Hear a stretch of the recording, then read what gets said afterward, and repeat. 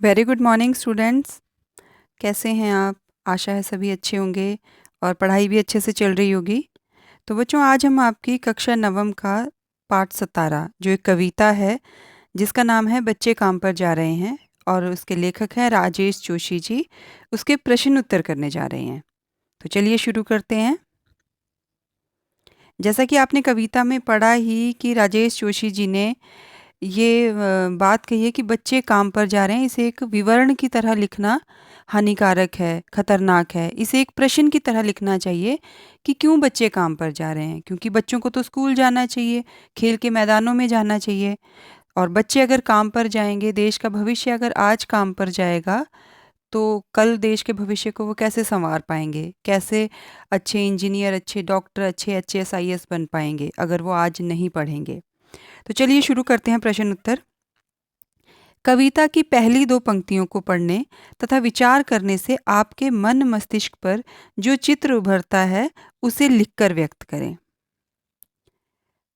तो बच्चों, जब भी आप कोई कविता या कोई पाठ पढ़ते हैं तो उसे अपने आसपास के इन्वायरमेंट से रिलेट करके पढ़ा कीजिए, ताकि आपको पता चले, उसे समझने में भी आसानी हो, क्योंकि वो समस्या या वो बात आपके आसपास के वातावरण की ही होती है। तो हमारी पहली पंक्तियाँ 2 क्या हैं कविता की? कि कोहरे से ढकी सड़क पर बच्चे काम पर जा रहे हैं सुबह-सुबह। कि कोहरे से ढकी हुई सड़क है, सुबह बहुत ज़्यादा कोहरा छाया हुआ है और बच्चे काम पर जा रहे हैं। तो ये पंक्तियाँ जो है, इन्हें पढ़कर एकदम हर किसी के मन मस्तिष्क पर चिंता और करुणा के भाव आ जाएँगे। चिंता का भाव ये कि एक तो सुबह-सुबह इतनी ठंड में, इतने कोहरे में छोटे-छोटे बच्चे जो है वो काम पर जा रहे हैं। और दया इस बात की कि बच्चे काम पर क्यों जा रहे हैं, स्कूल क्यों नहीं जा रहे हैं। तो इस बात से मन में और दिमाग में एक चिंता का भाव उभरता है और एक दया का भाव उभरता है। करुणा के भाव का भाव इस कारण उमड़ता है कि इन बच्चों की खेलने कूदने की आयु है, किंतु इन्हें इन्हें भयंकर कोहरे में आराम नहीं है। पेट भरने की मजबूरी के कारण ये ठंड में सुबह-सुबह उठे होंगे और ना चाहते हुए भी काम पर चल दिए होंगे, क्योंकि पेट भरना तो सबके लिए ज़रूरी होता है। कई बच्चे, कई के परिवार इतने गरीब होते हैं कि 2 वक़्त का खाना भी नसीब नहीं होता। तो ऐसे बच्चे जो है सुबह-सुबह जो काम पर जाते हैं, ये बहुत ही एक करुणामयी बात है। और चिंता इसलिए, करुणा तो इसलिए कि बच्चे जो है वो स्कूल में जाएँ, छोटे फूलों की तरह होते हैं बच्चे, और वो स्कूल जाएँ, खेले-कूदें तो सबको प्यारे लगते हैं और वही उनका बचपन है खेलने-कूदने का। तो वो जब काम पर जा रहे हैं तो एक दया भाव मन में उभरता है, पर एक चिंता भी मन में आती है। तो चिंता इसलिए उभरी कि इन बच्चों की ये दुर्दशा कब समाप्त होगी? आज भी जो है बाल मज़दूरी हमारे देश में है। तो ये कब समाप्त होगी? कब समाज से बाल मज़दूरी मुक्ति पाएगा? परंतु कोई समाधान ना होने के कारण चिंता की रेखा गहरी हो गई है, क्योंकि बाल मज़दूरी पर कानून भी बने हैं उसके विरोध में कि बाल मज़दूरी नहीं होनी चाहिए। बच्चों को फ्री शिक्षा के भी सरकार ने जो है वो कानून बनाया हुआ है। पर इसके बावजूद भी बच्चे बाल मज़दूरी कर रहे हैं, काम पर जा रहे हैं। या तो उनकी आर्थिक स्थिति बहुत बुरी है, या फिर उन्हें समझाने वाला कोई नहीं है। तो ये जो है 2 भावों को प्रकट करती है, एक चिंता और एक करुणा के भाव को। आपका अगला प्रश्न है, कवि का मानना है कि बच्चों के काम पर जाने की भयानक बात को विवरण की तरह न लिखकर सवाल के रूप में पूछा जाना चाहिए कि काम पर क्यों जा रहे हैं बच्चे। कवि की दृष्टि में उसे प्रश्न के रूप में क्यों पूछा जाना चाहिए। आपकी कविता में कवि ने विवरण की तरह उस पंक्ति को लिखा है, पर वो कहते हैं कि इस पंक्ति को, विवरण होता है साधारण एक बात की तरह नहीं लिखा जाना चाहिए। इस पर एक प्रश्नवाचक चिन्ह लगना चाहिए कि बच्चे क्यों काम पर जा रहे हैं। तो कवि की दृष्टि में बच्चों के काम पर जाने की स्थिति को विवरण या वर्णन की तरह नहीं लिखा जाना चाहिए, क्योंकि ऐसा वर्णन किसी के मन में भावनात्मक लगाव या संवेदनशीलता नहीं पैदा कर सकता।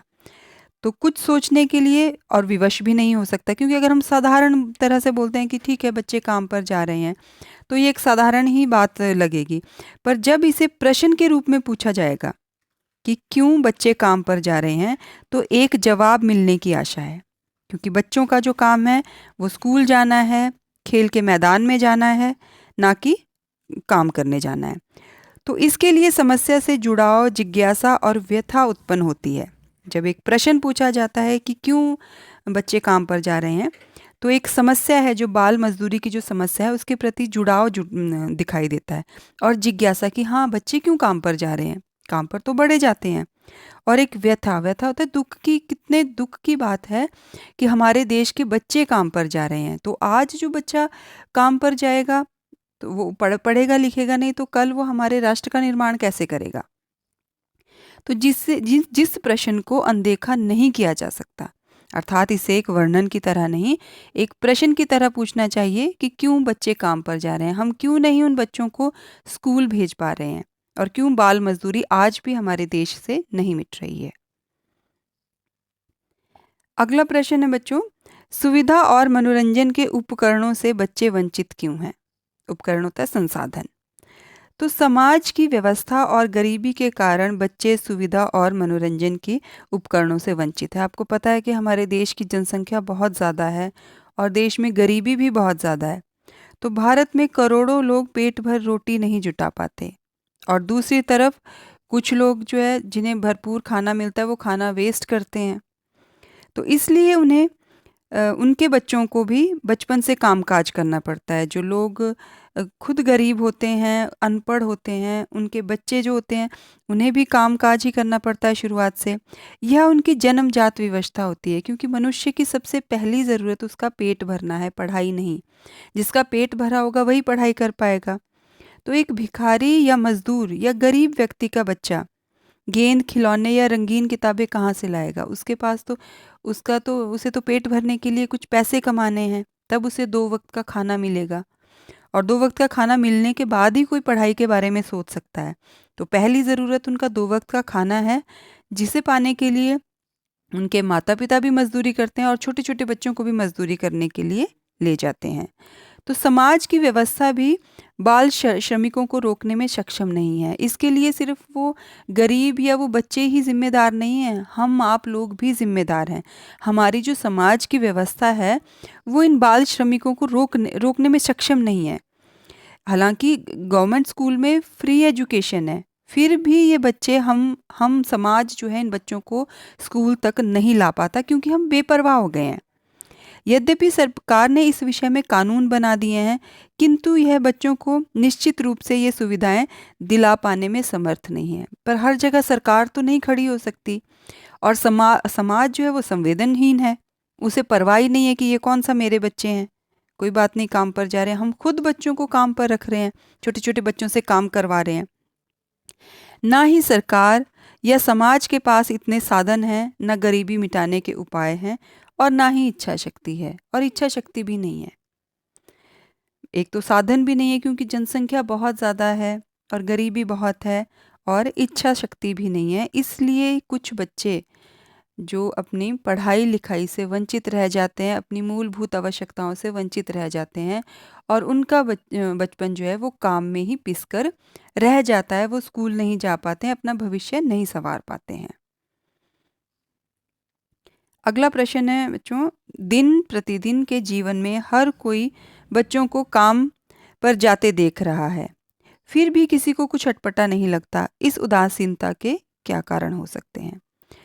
तो जीवन में बच्चों को काम पर जाते हुए देखकर भी लोग उदासीन बने रहते हैं। हम आप बच्चों को देखते हैं कि बच्चे काम पर जा रहे हैं, उदासीन होता है कि बेपरवाह, फिर भी हम उसकी परवाह नहीं करते, क्योंकि वो हमारे बच्चे होते तब हम परवाह करते ना। तो समाज जो है एक स्वार्थीपन समाज में आ गया है, और इस उदासीनता के अनेक कारण हैं। तो कारण क्या है कि लोग इतने संवेदनहीन हो गए हैं कि वो सोचते हैं कि छोड़ो, यह कौन सा हमारा बच्चा है, क्योंकि हमें अपने बच्चे का दर्द होता है, किसी दूसरे बच्चे का दर्द नहीं होता। अगर हमारे समाज जो है वो संवेदनशील हो जाए इस बात के प्रति, तो छोटे छोटे बच्चों को काम पर जाने की ज़रूरत नहीं है, अगर हम एक दूसरे की मदद करें। और लोगों की स्वार्थ भावना इस उदासीनता को बढ़ावा देती है। लोग इतने स्वार्थी हो गए हैं कि अपना भला हो जाए तो ठीक है, बाकियों की किसी की परवाह नहीं होती। वे अधिक काम कमाने और कम मजदूरी देने के लालच में बच्चों को काम पर लगवाते हैं, क्योंकि बड़ों को काम पर लगवाएंगे तो ज़्यादा पैसे देने पड़ेंगे। बच्चे जो है वो ईमानदार होते हैं, वो ज़्यादा प्रोग्रेस भी निकालते हैं और उनको पैसे भी कम देने पड़ते हैं। तो इस तरह की संकीर्ण मानसिकता जो है, ये कारण है कि बच्चे जो है वो काम पर जा रहे हैं। बाल श्रम कानून का पालन कराने वाले अधिकारियों द्वारा कर्तव्य का उचित निर्वाह न करना भी समाज की उदासीनता को बढ़ाता है। कि जो हम बाल श्रम कानून के लिए जो अधिकारी लगे हुए हैं, उनके द्वारा भी इतने अच्छे तरीके से, उचित तरीके से उनका कर्तव्य का निर्वहन नहीं किया जाता कि हम देख भी लेते हैं कि ढाबे पर बच्चा काम कर रहा है, पर हम उस पर कोई एक्शन नहीं लेते। हम कभी उनको मोटिवेट करने की कोशिश नहीं करते कि आप ढाबे पर काम ना करके स्कूल जाओ, या उनके माता-पिता से बात करने की कोशिश नहीं करते। तो इस तरह समाज में भी उदासीनता बढ़ती जा रही है। और आधुनिकता की दौड़ में लोग इतने व्यस्त हैं कि अपने ही बच्चे नहीं पल रहे हैं, तो बाकी बच्चों की तरफ ध्यान देने का किसी के पास वक्त ही नहीं है। और ये मुख्य कारण है कि जो गरीब है वो और गरीब होता जा रहा है, उसका बच्चा भी बाल मजदूरी में पड़ता जा रहा है, वो मजदूर ही रहता जा रहा है और ज़िंदगी में आगे नहीं बढ़ पा रहा। अगला प्रश्न है आपका कि आपने अपने शहर में बच्चों को कब-कब और कहाँ-कहाँ काम करते हुए देखा? हर एक ने देखा है, हर जगह देखा है, पर हम उसके लिए कभी आवाज़ नहीं उठाते।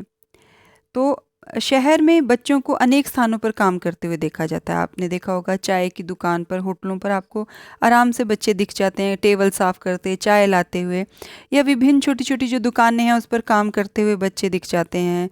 घरों में या निजी कार्यालयों में, प्राइवेट जो सेक्टर होता है वहाँ छोटे-छोटे बच्चे काम करते दिख जाते हैं।